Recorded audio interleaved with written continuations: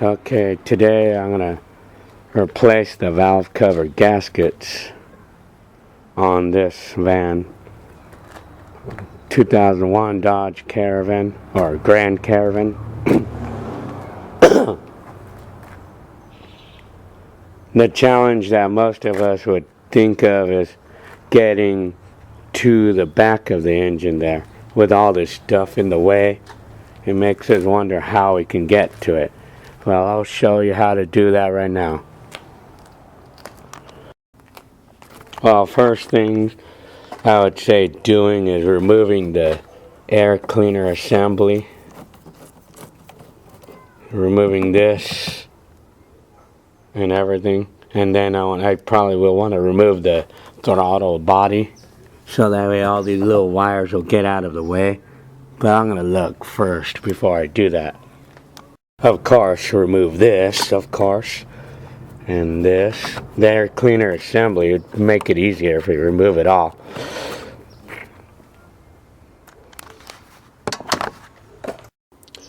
Well, on this front one here, and you may need to do it on the back as well, you will need one of these bender type things.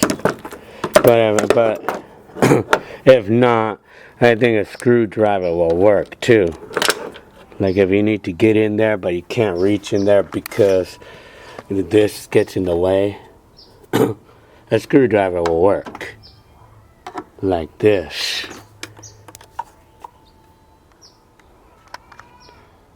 Screwdriver will work too, because usually these are not on too tight, and they're not even actually supposed to be tight anyway.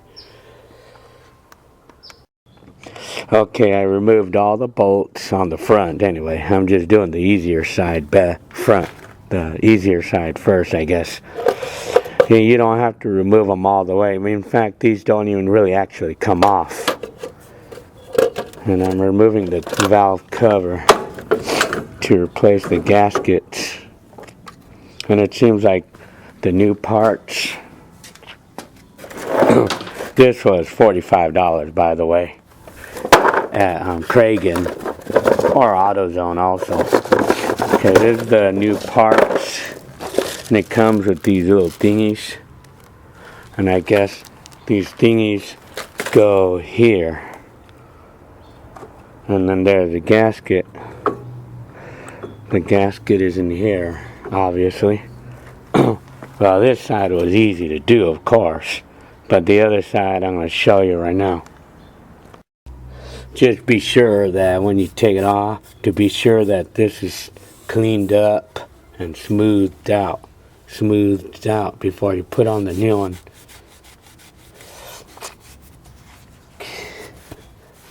Like that. Make sure it's clean in there before you put the new one on. This means getting like some kind of razor blade. I'm using the wrong tool for this, so don't use a screwdriver, but I'm just showing an example. Just use a razor blade to scrape off any old material, like so.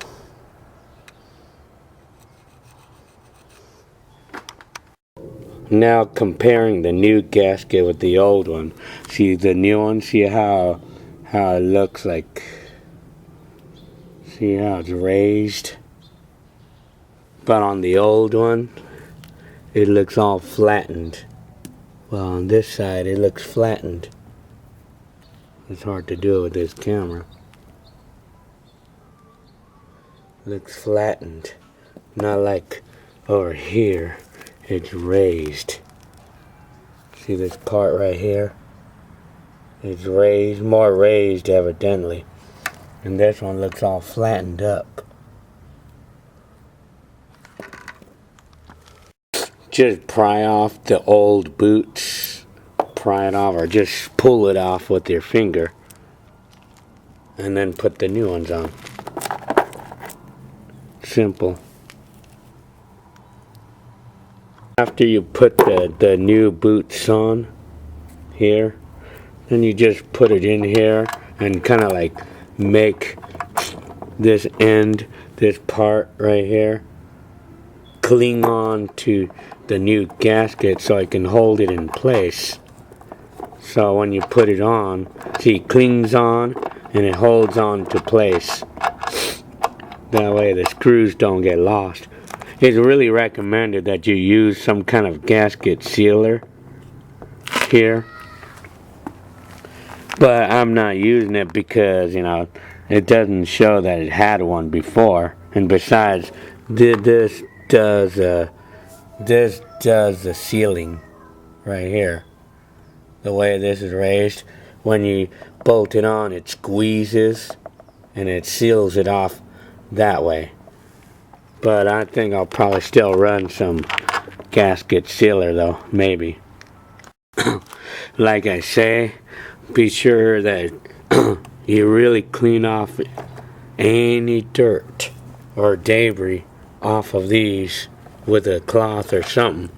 Gotta be sure you do that before you put it on, because if you don't, that's gonna cause a lot of problems.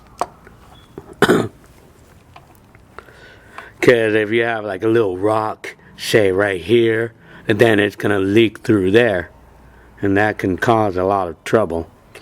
So you gotta be sure it's clean. Make sure.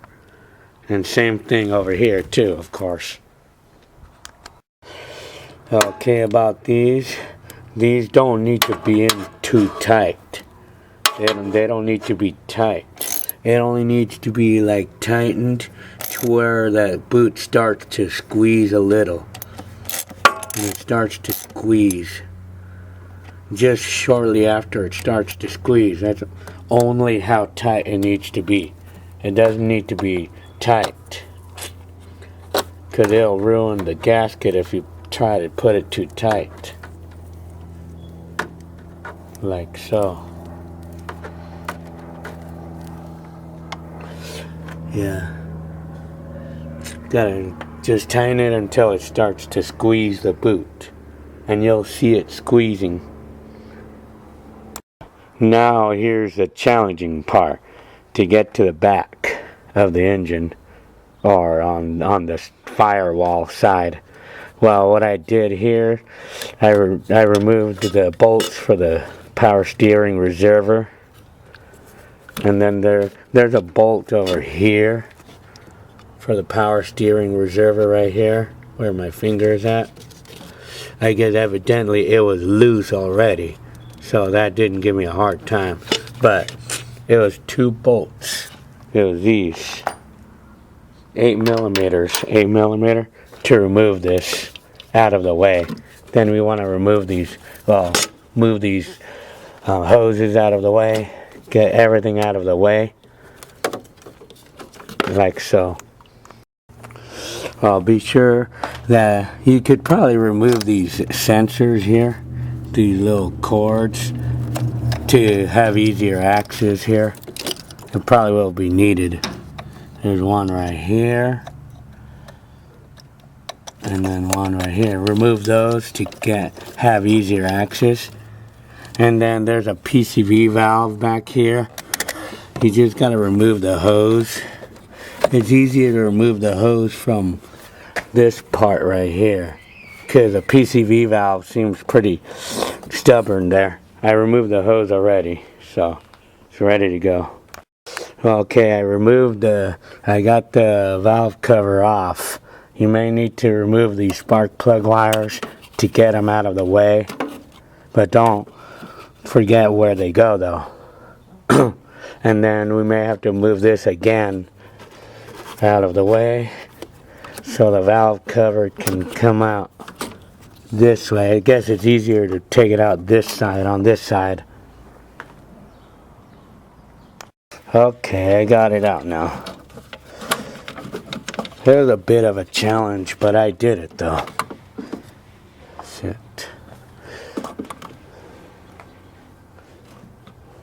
And then of course you got the PCV valve. Probably be a good idea to replace that part while you're at it.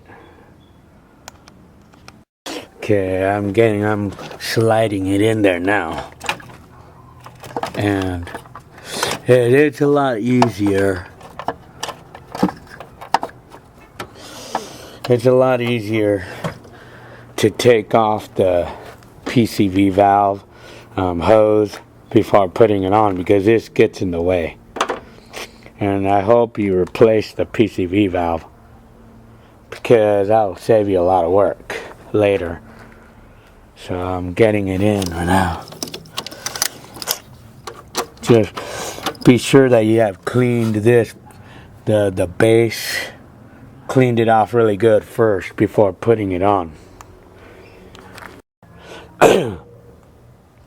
By the way, it was easiest to use this tool, the little 1/4 inch ratchet with an 8mm.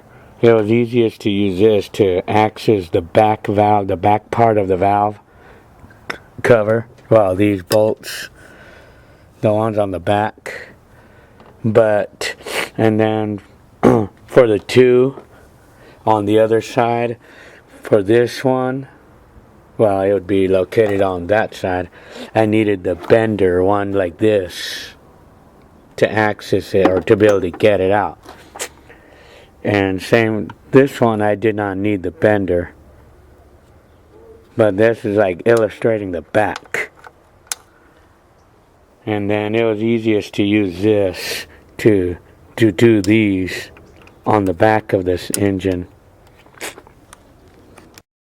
Okay, I'm just about done here.